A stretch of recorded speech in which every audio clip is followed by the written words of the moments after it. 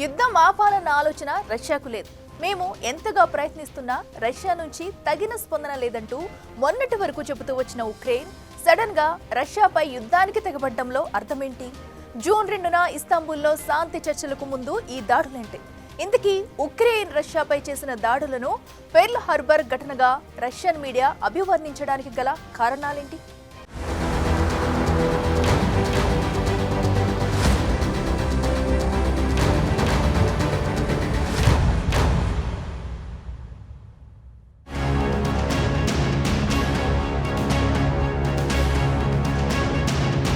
December 7, 1941 Pearl Harbor ఘటన. Target US నావికాదళం. దాడి చేసింది జపాన్. ఈ దాడిలో 19 యుఎస్ యుద్ధ నౌకలు దెబ్బతినగా 188 విమానాలు నాశనమయ్యాయి. 2400 మంది మరణించారు. దీంతో అప్పటి వరకు శాంతి జపం చేసిన అమెరికా ఒక్కసారిగా జపాన్ మీద యుద్ధం ప్రకటించింది.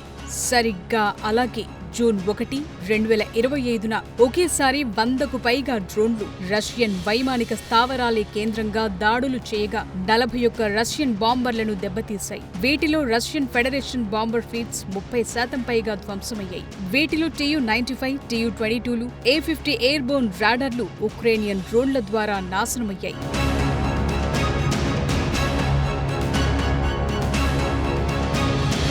ఉక్రెయిన్ చేసిన ఈ అనూహ్య దాడిని రష్యన్ మీడియా మరో పర్ల్ హార్బర్ ఘటనగా అభివర్ణిస్తోంది. కారణం, ఆనాడు రెండో ప్రపంచ యుద్ధ సమయంలో శాంతియుతంగా ఉన్న అమెరికాను జపాన్ రెచ్చగొట్టడంతో ఆ దేశం యుద్ధంలోకి విధిలేని పరిస్థితుల్లోకి రావాల్సి వచ్చిందని చెప్తోంది చరిత్ర.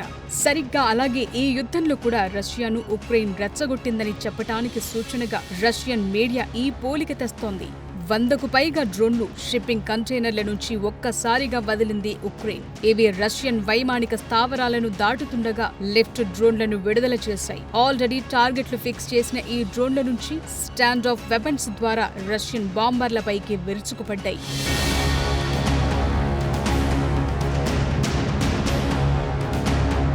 రష్యా ఉక్రెయిన్ మధ్య మే 16న తొలి శాంతి చర్చలు జరిగాయి. జూన్ 2న రెండో విడతగా ఇస్తాంబుల్లో జరగాల్సి ఉంది. సరిగ్గా ఈ టైంలో ఇలాంటి దాడులేంటో అర్థం కాని పరిస్థితి. మే 16న జరిగిన తొలి శాంతి చర్చల్లో ఇరు పక్షాల మధ్య అతి పెద్ద ఖైదీల మార్పిడి జరిగింది. రెండో విడత చర్చల సందర్భంగా మరెలాంటి శాంతియుత వాతావరణం వెల్లివిరుస్తుందో అని ఎదురు చూస్తున్నారంతా. ఈలోగా ఉక్రెయిన్ ఇంత భారీ దాడి చేయడంతో ఈ యుద్ధం ఏ తరానికి ఇప్పట్లో ఆగుతుందా అన్న ఆందోళనకు ఆస్కారం ఏర్పడుతోంది. ఉక్రెయిన్ ఈ దాడులకు ఏడాది కాలం నుంచి ప్రణాళిక రచించినట్టు తెలుస్తోంది. ఈ మొత్తం ఆపరేషన్ ని అధ్యక్షుడు జెలెన్స్కీ పర్యవేక్షించినట్టు సమాచారం. శాంతి చర్చలు జరపటానికి ముందు రోజు ఇలాంటి దాడులు నిర్వహించటమేంటన్నది ఇప్పుడు అర్థం కాని ప్రశ్నగా మారింది. ఇప్పటి వరకు ఉక్రెయిన్ రష్యాపై ఇంత పెద్ద దాడి ఎప్పుడూ చేయలేదు. దాడి చేసే ముందు వరకు ఉక్రెయిన్ అధ్యక్షుడు జెలెన్స్కీ అన్న మాటలు వేరు, ఇప్పుడు జరిగింది వేరు. రష్యా యుద్ధం ఆపేలా లేదంటూ ఆరోపించారు. అలాంటి వాడు ఈ దాడులు చేసి రష్యాకు గాని ఈ ప్రపంచానికి గాని ఏం మెసేజ్ ఇస్తున్నట్టు అన్న ప్రశ్న తలెత్తుతోంది.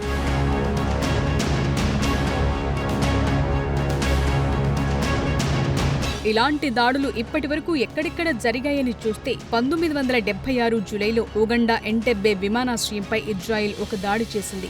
ఇక 2023లో లెబనాన్లో 1000 మందికి పైగా హిజ్బుల్లా కార్యకర్తలే టార్గెట్ గా ఒకేసారి పేజర్లు పేలాయి. ఈ దాడికి ఇజ్రాయెల్ కారణమని అంటారు. కానీ ఈ దేశం ఈ విషయాన్ని ఖండించింది. ఇక 1971 ఆగస్టు 15 రాత్రి భారత నావికాదళం తూర్పు పాకిస్తాన్ ఓడరేవులపై సరిగ్గా ఇలాగే దాడి చేసింది.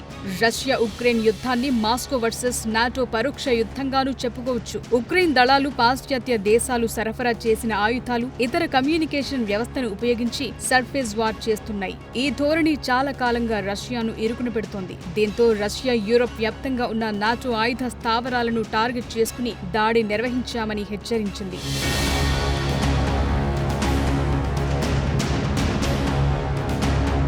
అయితే ఈ దాడిలో మాత్రం పాశ్చాత్య దేశాల ప్రమేయం లేకుండానే తాము స్వయంగా దాడులు చేశామని అంటోంది ఉక్రెయిన్. ఈ దిశగా జెలెన్స్కీ ఎక్స్ లో పోస్ట్ కూడా పెట్టారు. రష్యా దీనంతటికీ నాటోయే కారణమని భావించకుండా ఉండేందుకు జెలెన్స్కీ ఈ జాగ్రత్త పాటించినట్టు తెలుస్తోంది. ఈ దాడికి తాము ఉపయోగించిన వాటిలో నాటో ఆయుధాలు ఏవి లేవంటోంది ఉక్రెయిన్. ఇప్పటికే కొన్ని నాటో దేశాలు ఉక్రెయిన్ కి లాంగ్ రేంజ్ టారస్ మిసైళ్లను సరఫరా చేశాయి. ఇవేవి ఈ అటాక్ లో మేము యూజ్ చేయలేదంటోంది దేశం. ప్రయత్నం. తాము చేసిన దాడులు ఎలాంటివో చెప్పేలా ఉక్రెయిన్ హై రెజల్యూషన్ శాటిలైట్ చిత్రాలను సైతం రిలీజ్ చేసింది.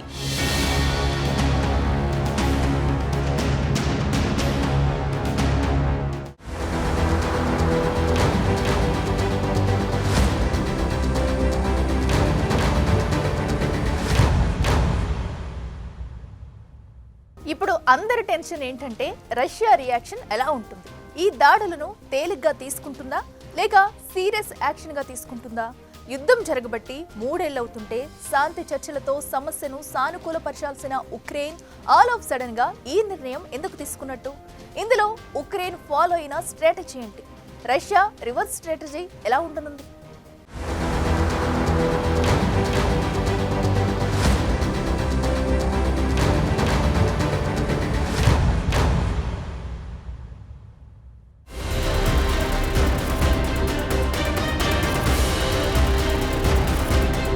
ప్రస్తుతం అందరి ఆలోచనల్లో ఒకటే, రష్యా ఇందుకు ప్రతిగా అణ్వాయుధాలను ప్రయోగిస్తుందా? ఏం చేయనుంది? ఇప్పటికే రష్యా ఈ తరహా హెచ్చరిక జారీ చేసింది. ఉక్రెయిన్ ఈ దాడితో రష్యాకు ఆ ఛాన్స్ ఇచ్చినట్టు భావించాలా అన్న చర్చకు ఆస్కారం ఏర్పడుతోంది. జూన్ 1న ఉక్రెయిన్ చేసిన పని ఏవంత చిన్నది కాదు. రష్యాకు అత్యంత కీలకమైన వైమానిక దళాన్ని అటాక్ చేసింది. దీంతో రష్యా వాయువేగానికి అమాంతం బ్రేకులు వేసినట్టయింది. ఎందుకంటే రష్యా తమపై అణుబాంబులు వేయకుండా కీలెరిగి వాత పెట్టడంలో భాగంగానే ఇదంతా చేసినట్టు అంచనా వేస్తున్నారు కొందరు యుద్ధ నిపుణులు. అందుకే ఈ దాడి చేసిందా అన్న చర్చకు కూడా తెరలేచింది.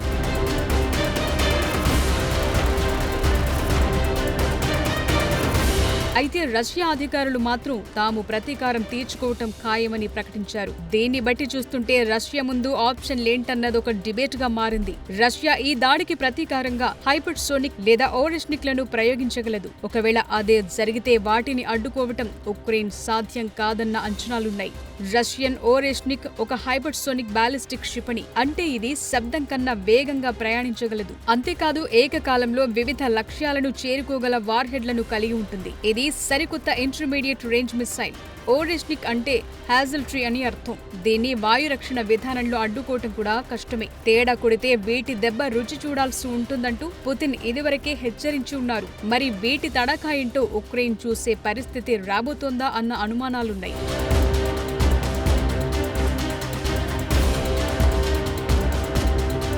ప్రస్తుత పరిస్థితులను చూస్తే ప్రపంచం డ్రోన్ వార్ ఏజ్ లో ఉన్నట్టు తెలుస్తోంది. మొన్న భారత్ మీదకు పాక్ టర్కిష్ డ్రోన్లను వదిలింది. ప్రస్తుతం ఉక్రెయిన్ కూడా ఈ డ్రోన్ వార్ స్ట్రాటజీని అప్లై చేసినట్టు తెలుస్తోంది. విచిత్రమైన విషయం ఏంటంటే మనం పాకిస్తాన్ ప్రయోగించిన టర్కిష్ డ్రోన్లను రష్యన్ మేడ్ S-400లను వాడి కౌంటర్ అటాక్ చేశాం. అలాంటి వాయు రక్షణ వ్యవస్థను తయారు చేసిన రష్యా తమ టెక్నాలజీ తామే వాడలేకపోవటం విడ్డూరంగా మారింది. అయితే ఇది ఊహించని దాడి కావటంతో రష్యా ఈ ఎదురు దెబ్బ చవి చూడాల్సి వచ్చిందని అంటున్నారు. ప్రస్తుతం డ్రోన్ల వ్యవస్థ ఎలా తయారయ్యిందంటే చిన్న చిన్న ఆయుధాల నుంచి పెద్ద పెద్ద యుద్ధ విమాన వ్యవస్థలను సైతం రీప్లేస్ చేస్తున్నాయి. యాంటీ డ్రోన్ వ్యవస్థ వార్ ఫీల్డ్ లో అత్యంత డిమాండ్ గల సిస్టమ్ గా తయారయ్యింది.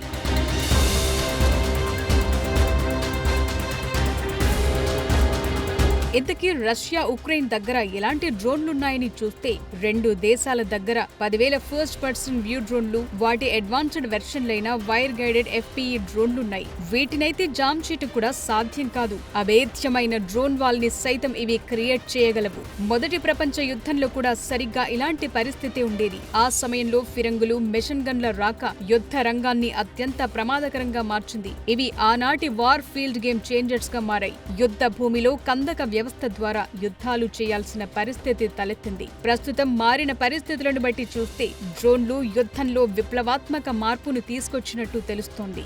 ఇప్పుడు ఎక్కడో కూర్చుని ఆపరేట్ చేసే డ్రోన్లను వాడి అటాక్స్ చేస్తున్నారు. వీటిని తిప్పికొట్టడానికి ఇజ్రాయెల్ లేజర్ టెక్నాలజీ తీసుకొచ్చింది. దీంతో డ్రోన్స్ కి విరుగుడు లేజర్ గా మారింది war field dynamism.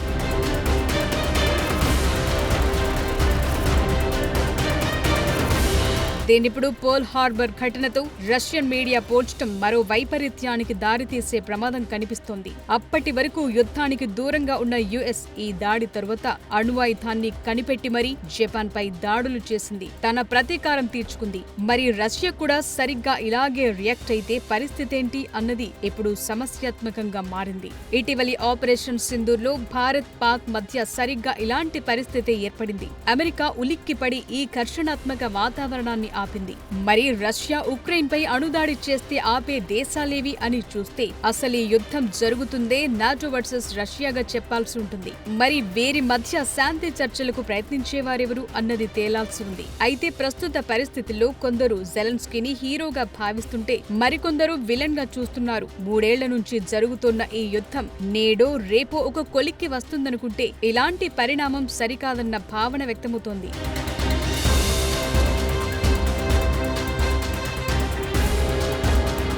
Spider web పేరిట ఉక్రెయిన్ రష్యన్ విమానాలను ఇలా ధ్వంసం చేయటమే కాకుండా వాటికి బాధ్యత వహిస్తూ జెలెన్స్కీ ఎప్పటికప్పుడు ఎక్స్ లో పోస్ట్ పెడుతున్నారు. అంతేకాకుండా మా స్పెషల్ ఫోర్స్ అధిపతి వాసిల్ మలియుక్ అద్భుతమైన ఆపరేషన్ నిర్వహించారని మెచ్చుకోవటం రష్యన్ అధికారులను అట్టుడికిస్తోంది. తమ ఉక్రెయిన్ సెక్యూరిటీ సర్వీసెస్ సిబ్బందికి థ్యాంక్స్ అంటూ జెలెన్స్కీ సోషల్ మీడియా వేదికగా కామెంట్లు చేయటం కూడా రష్యాను మరింత కాకరేకెత్తిస్తోంది. దాదాపు 4000 కిలోమీటర్ల దూరంలోని లక్ష్యాలను తాము ఛేదించడం గర్వకారణంగా ఉందంటూ జెలెన్స్కీ గొప్పలు చెప్పుకోవటం తిప్పలు కొని తెచ్చుకోవటమేనంటారు కొందరు. ఇర్క్యూట్ తదితర ప్రాంతాల్లో దాడులు జరిగిందే నిజమేనని రష్యా కూడా ప్రకటించడంతో ఇప్పుడు ఈ యుద్ధం ఏ మలుపు తీసుకుంటుందో అన్న ఉత్కంఠకు తెరలేచింది.